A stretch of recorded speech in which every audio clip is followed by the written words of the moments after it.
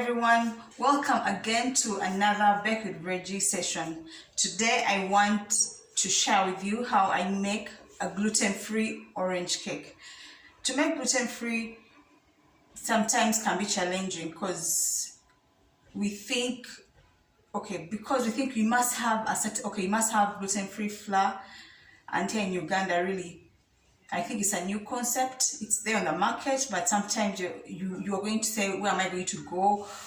Or you go to the supermarket, look for gluten-free flour, you will not find it. But there's a simple recipe really that only calls for things you have in your home. For instance, I have some maize flour. This is Numa maize flour, as you can read from the package. Then I have groundnut flour. How do I get this groundnut flour? I unhusk the raw groundnuts. Let me show you what they look like. So these are raw groundnut seeds. And unhusk to remove the skin, to unhusk them is easy, a bit tedious. You just have to twist it around and you peel off the skin. You keep twisting and you peel off the skin. So that's how I do it. So let's get into the gist of it. Also, to make this orange gluten-free cake, you're going to need oranges, of course, because that's why it's called an orange gluten-free cake. So what you're going to do first, you're going to get a pan or a saucepan. You're going to put half a cup of butter or margarine. And today I'm using margarine. I'm using Prestige margarine. This is a Ugandan product, though it's made in Kenya. It's made in Kenya, but sold there in Uganda. So this is much easier to find, because some people say it's hard to find butter anywhere, but you can use margarine if you don't have butter. So you're going to get your butter, half a cup, butter or margarine, half a cup. So I'm using a glass. This glass is roughly 250 mils. This is my measuring cup. Like I've already said, this is my measuring cup to fill your butter. Then milk. Then you're going to bring it to a boil. You're going to boil it.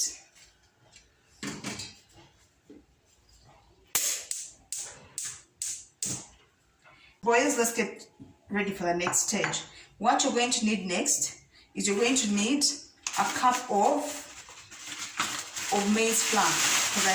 I hope this can make a cup. It looks little, but I hope it can make a cup. It's not making a cup, it's hardly a cup.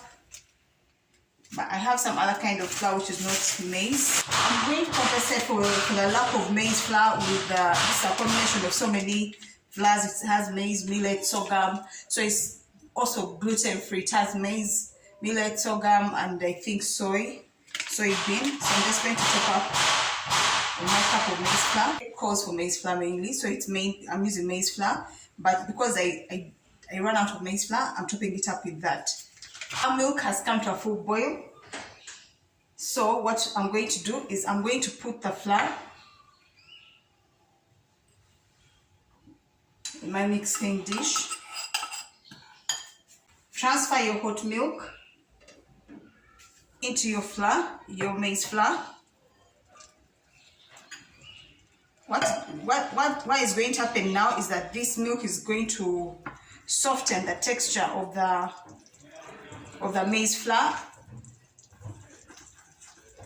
So you're going to mix it until it becomes a smooth paste. Next, you need a cup of sugar, but I prefer less sugar, so I'm using 3/4 of a cup. That's my preference. I prefer less sugar, but the original recipe calls for a whole cup. So the sugar is going to help the milk cool down, the mixture to cool down a bit, because as you mix, the mixture is going to lose heat to the sugar. I'm going to zest an orange because I want the orange flavor. So after zesting the orange, the mixture is still a bit hot. It has cooled down a bit. By one, it calls for 4 eggs.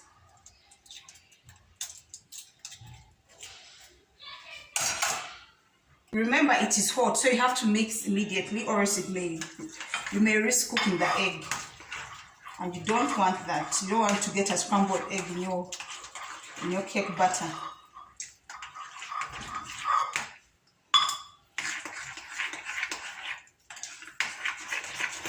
And see, the first egg is already incorporated.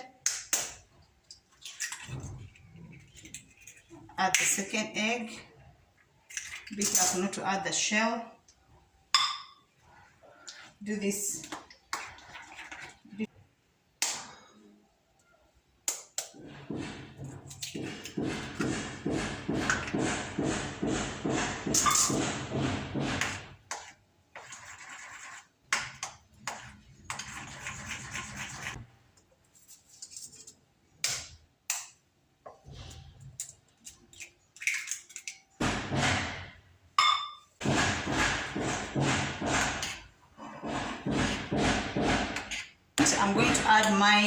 I'm going to add my groundnut seed flour.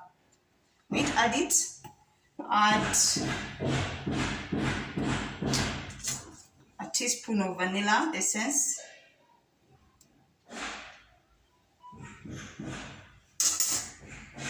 Pinch of salt. And baking. This is baking powder. This is my raising agent. It's supposed to be so heaped.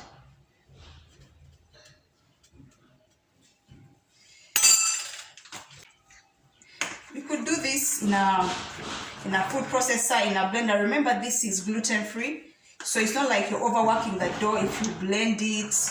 But just to show you, if you just have simple equipment at home, you just have your spoon, you have a bowl, and you have your ingredients. After mixing your butter, you're going to put it in a tin that's greased and lined with parchment. If you don't have parchment, you're going to use tin foil, aluminium foil, because there's another step that requires pouring simple syrup of orange juice onto the cake after it is finished baking. So you're going to need something that can trap the juice within the cake. So that's why you're going to line it.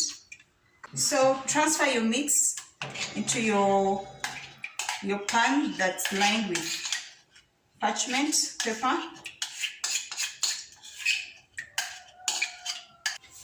Tap to release air bubbles. Then bake at a preheated oven at 180 degrees centigrade.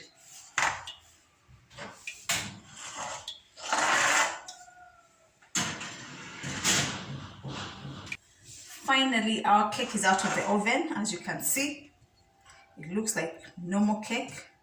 It has a slight bounce to it. So I'm going to do the test, which is insert a knife or a toothpick. If it comes out clean, then your cake is done. So I'm going to use my knife.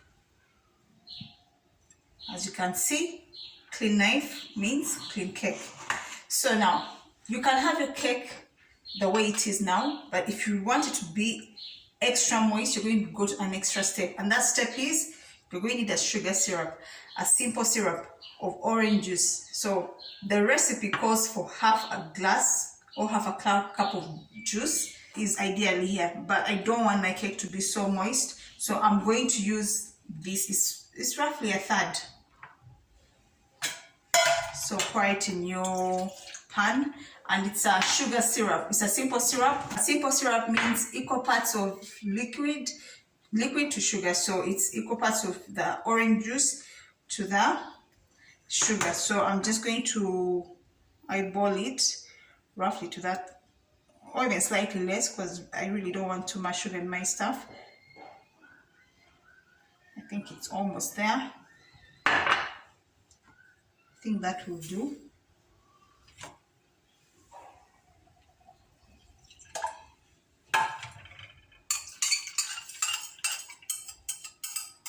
So what I'm going to do next is you're going to boil this up, and when it comes to a boil, you're going to pour it over your cake and let the cake absorb it.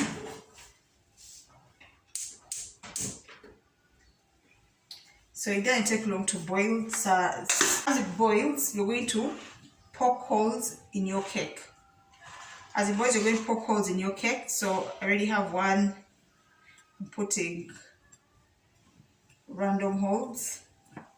This is to allow the syrup to sink deep within the cake.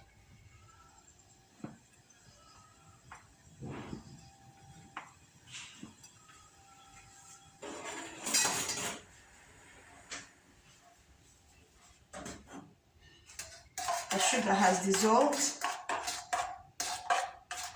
so I'm going to pour it over my cake,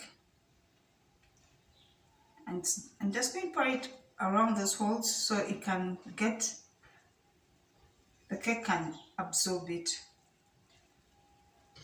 At this point, leave the cake in its pan, let it cool completely, and after that you're going to remove it from the pan and enjoy it. I'm going to remove the cake from its pan. It has cooled, but not all the way cooled.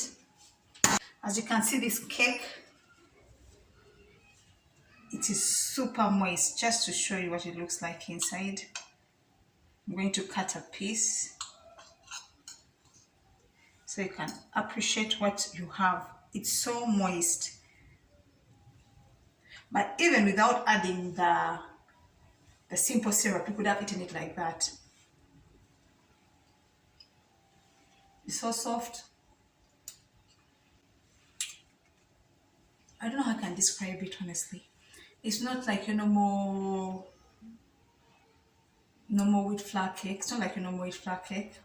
It has a different texture, a different feel. It's moist.